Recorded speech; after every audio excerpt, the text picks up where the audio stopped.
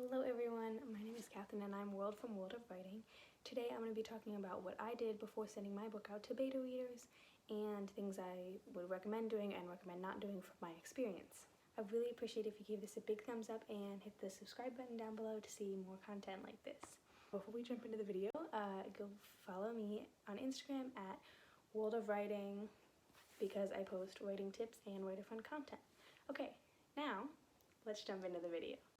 I just recently started working on analyzing and incorporating beta reader feedback I got on my book. I realized that when I was looking through stuff on YouTube, I could find a lot of videos on beta reading, but none of them that were similar to what I was doing. So I figured that I would make my own because it might have helped me, so it might help someone else.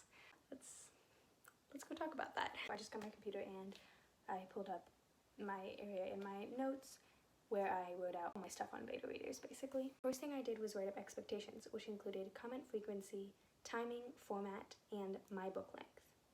I think writing up expectations is very important because if you don't tell the beta reader your expectations, they're not going to know what expectations to meet, and therefore they probably won't be able to meet your expectations. After that, I wrote up my question list.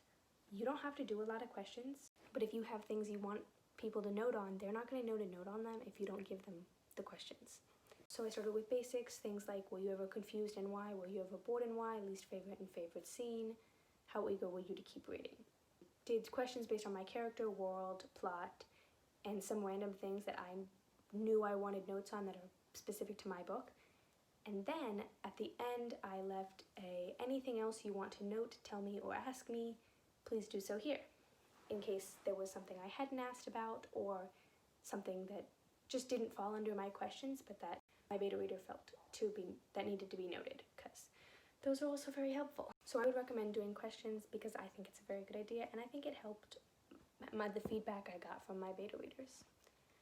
Next thing that I would like to note on is I gave my beta readers the option to answer these questions and make comments at the end of every chapter or at the end of a section of 5 chapters. 2 of the beta readers that I'm analyzing the feedback of right now, one of them did every chapter and one of them did every 5 chapters. I'm compiling them into 5 chapter sections so I can see them.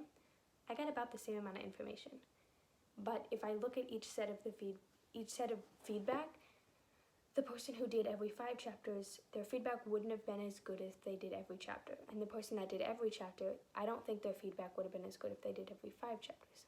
Now I don't know that, but from what I'm gathering, looking at the feedback, they picked the option that was best for them and their feedback. So I'm getting the best quality information by what they chose. Obviously that might not work for everyone if you're editing chapter by chapter. Sections of 5 chapters for your feedback doesn't make it very easy to do that. I'm editing mine in sections of 5 chapters anyway, so I just gave that option.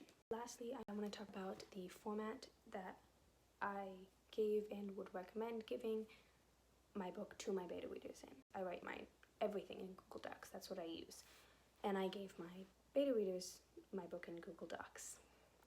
I liked that because you can put them on suggesting mode so you can see everything they say. They can comment on the side and they can leave notes at the bottom. To be fair, I haven't looked into any other methods of doing this. There might be something better. Google Docs is what I used and I liked it. Going along with format, I gave 5 chapters at a time. Part of this was because my option was to note after every 5 chapter section, but also that split my book evenly into 5 sections, 5 chapter sections 5 times. It was a nice number. One of my beta readers told me that having only 5 chapters at a time, it didn't seem as daunting. It didn't seem like, oh, it's 120 pages. That's so much to read. It was, oh, I got 20 pages and then I'm done with the section. She just said it made it seem more manageable and more doable at the time. So, whatever that means to you, that means to you. I don't know. It also keeps my work protected. I have a lot of people who aren't done with the first 5 chapters yet. They only have 5 chapters of my book. I'm fine that they're not done with those first 5 chapters yet. But that way, if they don't ever finish those first 5 chapters, if they ghost me, I don't have to worry about it. they don't have my full book. They don't have all my stuff. They only have the first 5 chapters. Not that I think anyone would do that, but err on the safer side. I think it's a good idea to do, and I liked it. So that's it. Thank you for watching. Please give this video a big thumbs up if you liked it, because it helps me and my channel. Comment if you have done any beta reading or giving your book out to beta readers, because that's really cool. Thank you for watching. I will see you soon with my next video, or sooner if you follow me on Instagram. Bye!